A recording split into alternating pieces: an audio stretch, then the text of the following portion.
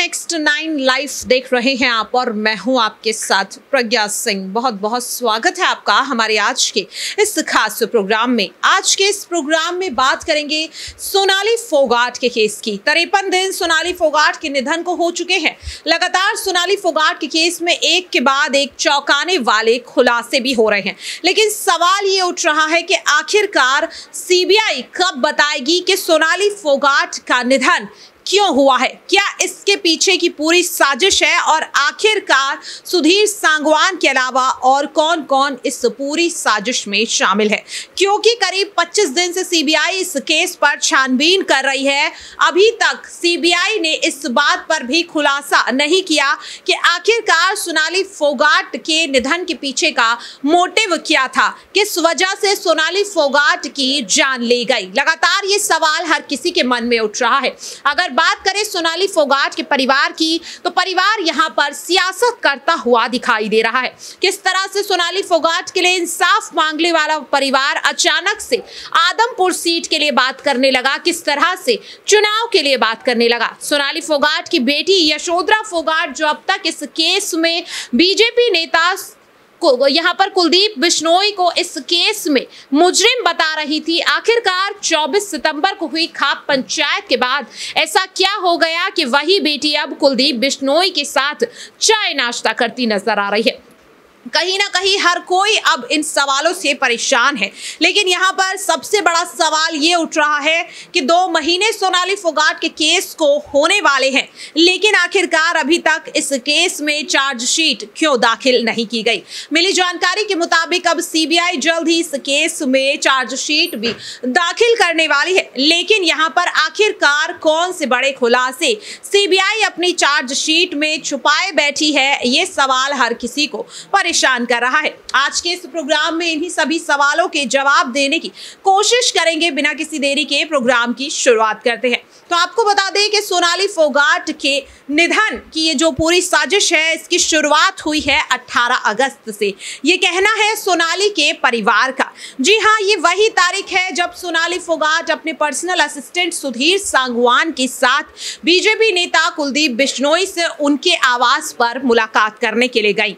मिली जानकारी के मुताबिक ये मुलाकात दोनों ने अपने आपसी मतभेद को यहाँ पर खत्म करने के लिए की थी, क्योंकि दोनों एक पार्टी का हिस्सा थे। कांग्रेस का दामन छोड़कर बीजेपी में शामिल हुए कुलदीप बिश्नोई को लेकर पार्टी ये चाहती थी कि वो सोनाली फोगाट के साथ मिलकर हिसार में पार्टी को मजबूत करे, जिस पर काम करते हुए दोनों ने मुलाकात की और मुलाकात के बाद ही दोनों ये कहते हुए नजर आए कि अब दोनों के बीच कोई भी लड़ाई झगड़ा नहीं है। हालांकि 18 अगस्त के बाद ही सोनाली 20 अगस्त को अपने पर्सनल असिस्टेंट सुधीर सांगवान के साथ गोवा चली गई और गोवा में क्या कुछ हुआ वो हम सभी जानते हैं। यही वजह है कि परिवार इस केस में कुलदीप बिश्नोई पर सवाल उठा रहा था, लेकिन बिना किसी सबूत के परिवार आखिरकार इतनी बड़ी बात कैसे कह रहा है, ये हर किसी को परेशान करने वाली बात हो गई थी।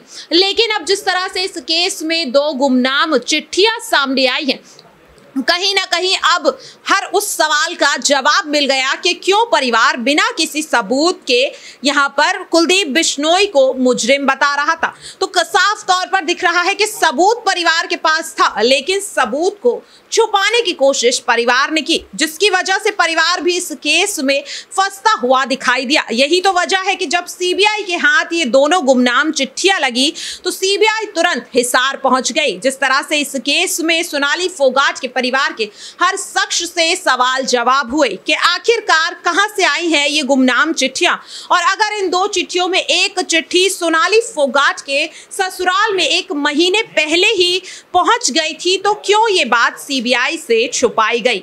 हालांकि अगर बात करें इस केस में सोनाली फोगाट के परिवार की, तो जब से इस केस में 2 चिट्ठियों का खुलासा हुआ है, परिवार यहां पर खामोश होता हुआ नजर आ रहा है। ऐसे में सवाल ये उठ रहा है कि आखिरकार इन गुमनाम चिट्ठियों में क्यों ये कहा गया कि सोनाली फोगाट के केस में बीजेपी पार्टी का हाथ है।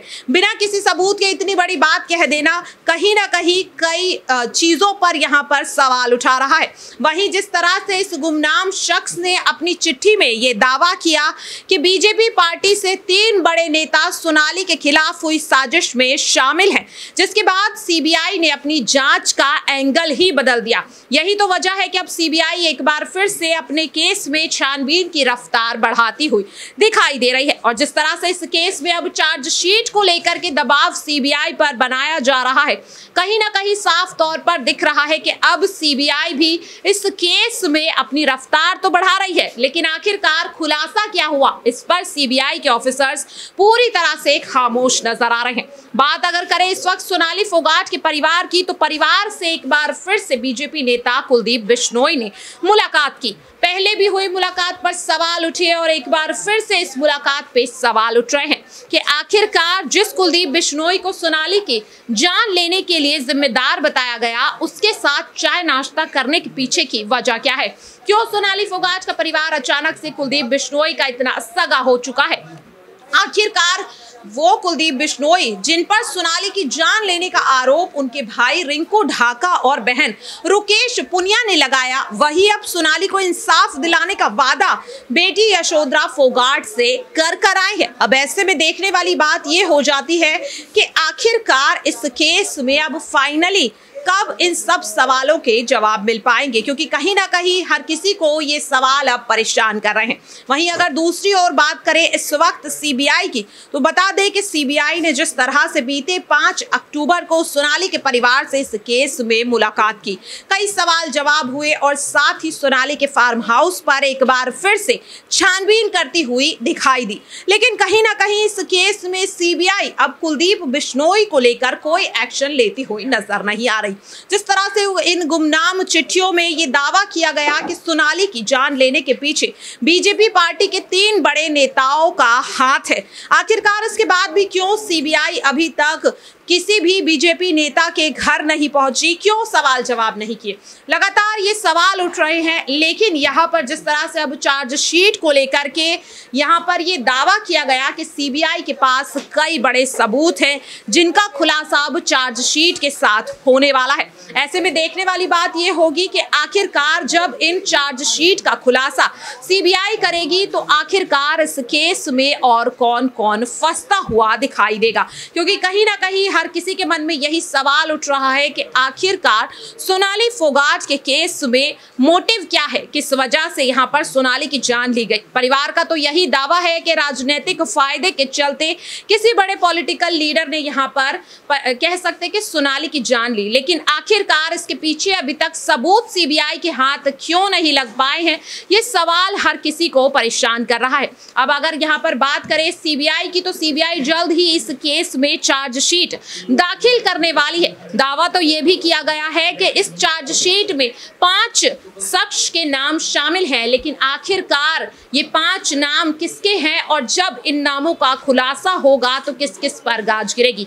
क्या इसमें कुलदीप बिश्नोई और सोनाली फोगाट का परिवार भी फंसता हुआ नजर आएगा या नहीं? इसे लेकर आपकी क्या राय है, कमेंट बॉक्स में हमें जरूर बताइएगा। आज के लिए इस खास प्रोग्राम में इतना ही। मुझे दीजिए इजाजत। नमस्कार।